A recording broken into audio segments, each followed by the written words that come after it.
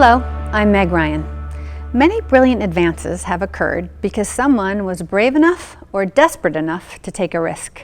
A bold idea may take years to research and develop, but the payoff can be enormous.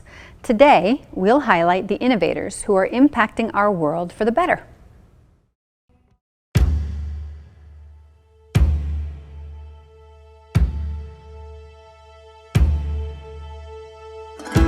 Loss of control in flight is the #1 killer in aviation. It is the #1 cause of fatalities.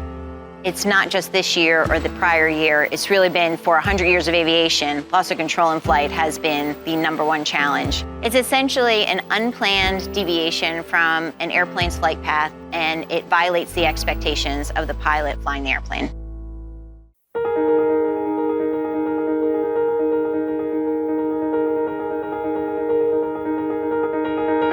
A license is enough to get pilots airborne, but in many cases, it is not enough to save their life or the lives of their passengers. There's recent statistics that address professional pilots flying in only 10% of the time that's logged in their logbook. The rest of it is automated.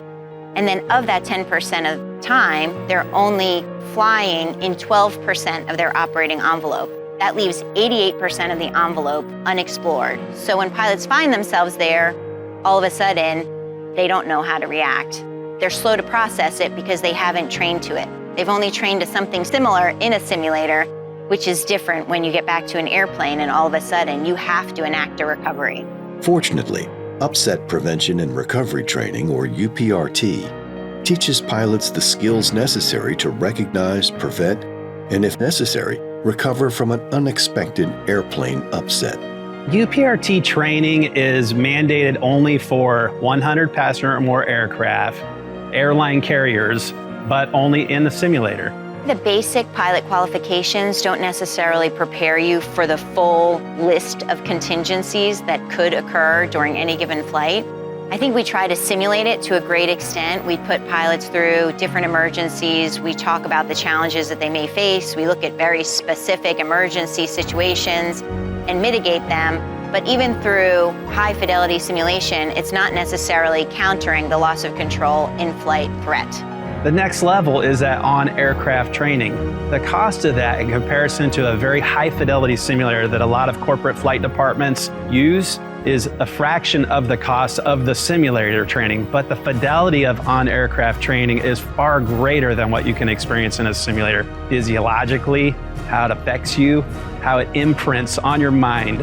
At the end of the day, if you're in a simulator, you walked into that simulator building, you're gonna walk right out of that simulator building. So you're never truly forced to face your fear.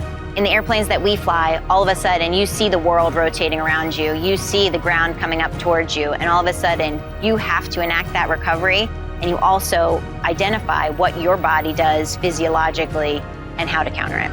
The sooner we mandate on-aircraft upset training, the better prepared the industry will be for any given contingency. We hope you'll join us next time as we continue to explore the latest developments impacting our lives. I'm Meg Ryan.